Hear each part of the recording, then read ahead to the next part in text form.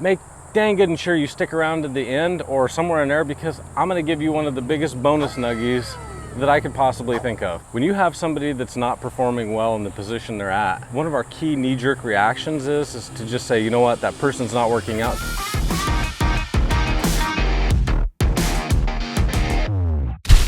This is my concrete, and luckily it has not woken up again, because I don't need to be walking around on mushy concrete.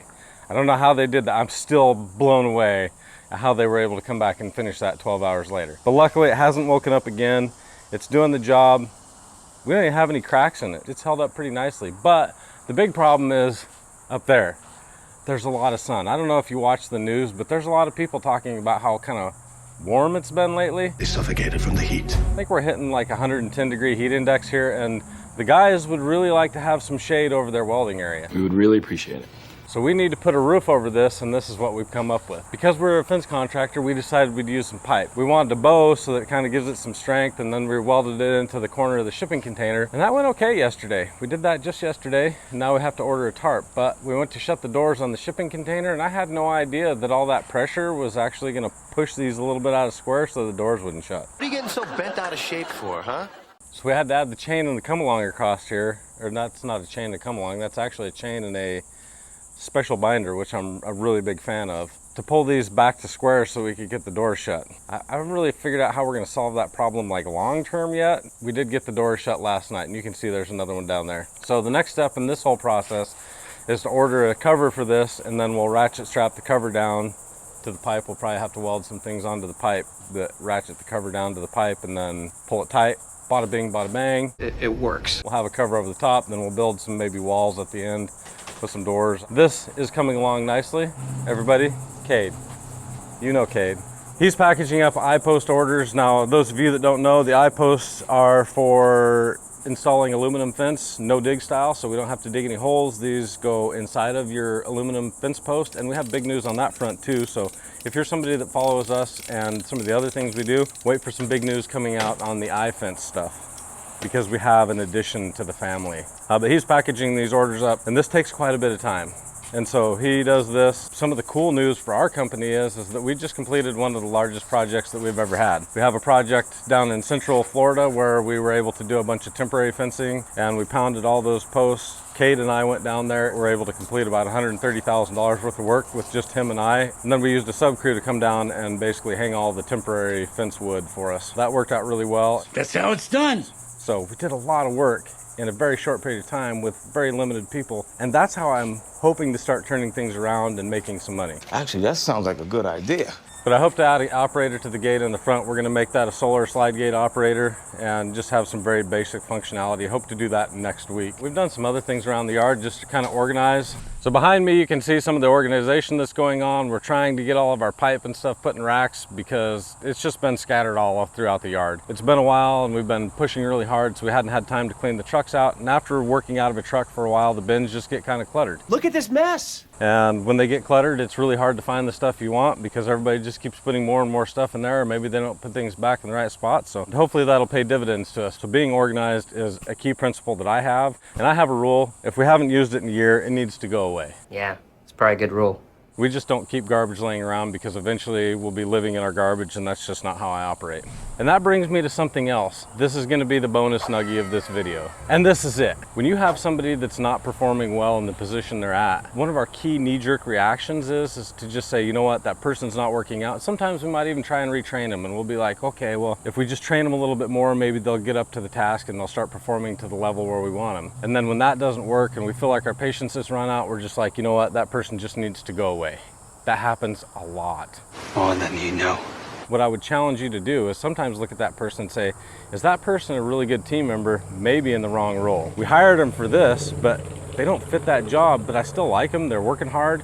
And that's what we had happen here at our operation. I've seen that more times than not. In Wyoming, we had a salesman that was doing installs, and he's a great salesman because he loves to talk to people. He's funny, he's personable. But initially he started off as an installer, and that was a good thing for him because it hopefully made him a better salesman. Now here what we had is we had somebody that came to us from Wyoming, of all places, which was kind of weird. He had been a foreman, so he said, can I come and work as a foreman? Okay, fine. It just wasn't his thing. It wasn't his thing.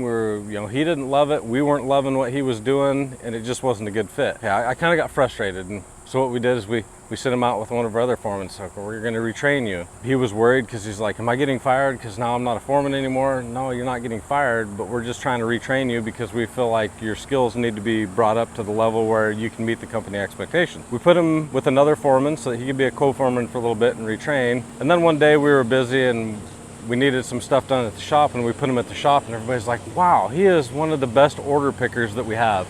He does such a good job pulling orders. He really enjoys that, and he's good, and he's busy, and he hustles, and we're like, it's a great fit. So I tried him in the shop, and he's been doing a magnificent job pulling the orders. You're amazing. That is incredible. Because he spent some time in the field, he knows what the guys need. He knows the parts that they need, so they get out there with the right parts, and he's diligent in making sure they get all the parts they need. Because he was in the field, he saw the other side of this where people got to the field and didn't have the stuff they need, or they had stuff that was wrong, the wrong type of hinges for the wrong type of gate or whatever. And he pays extra attention to that stuff. So now I get a double bonus. I get somebody that's paying attention to pulling the stuff correctly, and we just shifted him into a different role that our company still really needed. We were lacking. Jason, who does all of our welding, is really good at welding, and he doesn't really want to pull orders. He just wants to weld and fabricate, and if he needs to pull orders, he'll do that. But Troy does a great job pulling orders, Jason does a great job welding, and Cade, I don't know what Cade does. No, I'm kidding. What Cade likes to do is he likes to play Trucker Bob. You're just more of a man if you can pull a trailer. So he doesn't mind, something just got my eye. Freaking mosquito is trying to suck the plasma or stuff out of my cornea. I don't even know what was going on. Get away.